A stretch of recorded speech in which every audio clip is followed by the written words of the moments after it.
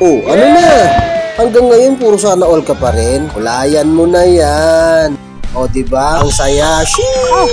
Huwag puro trabaho. Outing din pag may time. Sige ka, ikaw din. Nabutan ka na ng tag-ulan. Malapalawan na vibes ba ang gusto mo? Ito ang para sa'yo. Dito lang yan sa Maramo River ng Norsagaray, Bulacan par. Kaya ano pang inihintay mo? Halika na. Hilahin na kita eh.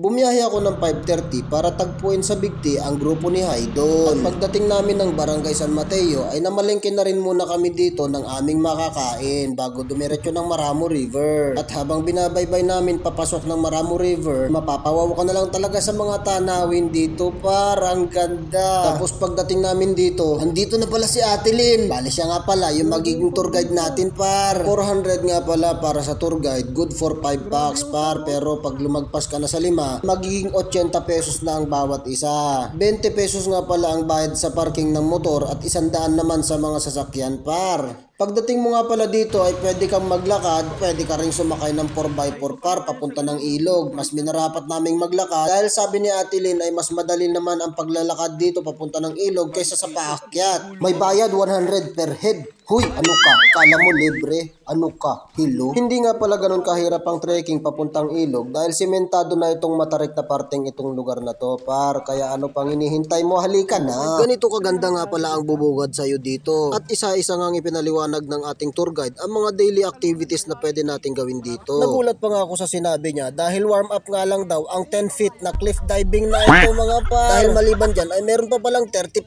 feet. Ninamnam ko nga muna ang ganda ng tanawin dito bago kami dumiretso sa cottage na may 250 na renta. Nagluto na nga rin kami ng pangmalakasang adobo ni Haydon. At makatapos makaluto, nag-umpisa na kami magtampisaw ng tubig mga par. Alam mo napakadali pero syempre hindi. Dito na lang muna ako sa mababaw, mas okay pa dito kaysa dyan sa 10 feet na yan. Alam mo hindi nakakatakot pero syempre nakakatakot talaga yan par. Sa 50 pesos na life vest, lulutang ka talaga dyan par kahit hindi ka marunong lumangoy. Kahit maglalalambitin ka dito na bumagsak ka sa tubig, ay hindi ka talaga malulunod dyan par.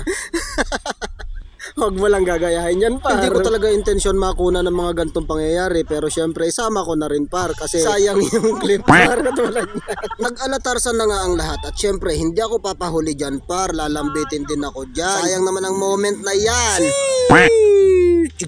Umahon na nga kami mula sa paglundag, paglangoy, pagsisig at paglambaras dyan par. Dyan ka nga pala magte-tent pitching pag mag-overnight kayo par. 300 per head with inclusion na ilalagay ko na lang sa comment section. Madami din pala dito mga CR at may mga tindahan par. Ito na nga't nagsikain na kami dahil napagod nga kami sa kakaluglob at pagkatapos namin magpahinga, bamboo rafting na nga kami par. Ito lang naman yung pinaka-exciting part ng Maramo River par kaya wag na wag mong palalagpasin ito. Sa halagang 70 pesos nga lang par ay ililibot ka na netong bamboo rafting na ito hanggang doon sa dulo netong ilog na ito. Manghang-mangha nga ako sa ganda ng kalikasan dito par. At sa sobrang linawan ng tubig dito ay talagang maaakit kang gusto mong sumisid na lang dito ulit par. Hindi na nga kami nakapagpigil at nagtampisaw na naman kami dito par. O ayan, medyo tanga lang. Para mas maganda nga ang vlog ay kumuha na rin sila ng drone shot dito par. Kaso nga lang wala pa ako noon, sa susunod pa lang. Pinapangako ko sa'yo na kapag ikaw yung nandito mapapakanta ka na lang talaga. Wag muna tayong umuwi.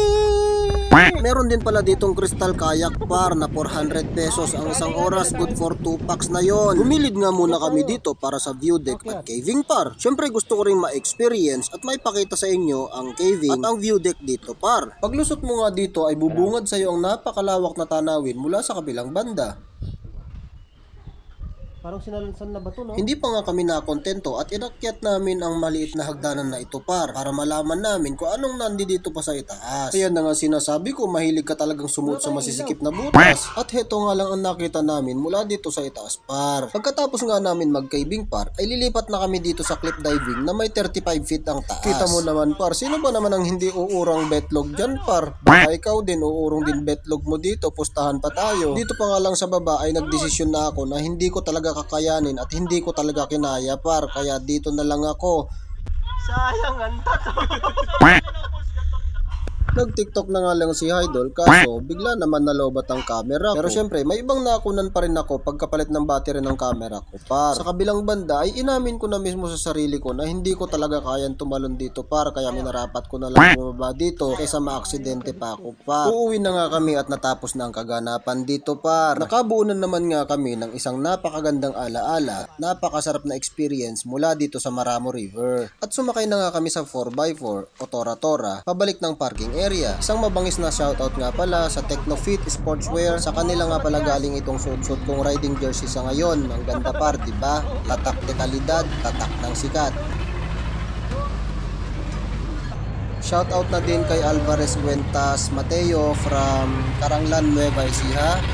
Kay Ma'am Jessica Serrante na top weekly engager natin. Kay Renz TV, sa utol ko kay Renz, shoutout sa'yo tol. Ganon din sa'yo Joren Lapso. Sa lahat po ng Star Touring Motorcycle Club Philippines, shoutout po sa inyo. Palagi po sana kayo mag-iingat and ride safe always. God bless. Kung nagustuhan nyo ang mga ganitong content, pwede bang maglambing sa inyo na pakifollow naman ang ating page at payakap naman sa aking YouTube channel. Hanggang dito lang ang ating video. Maraming salamat sa panonood. Answer. Enjoy. Kamusta po?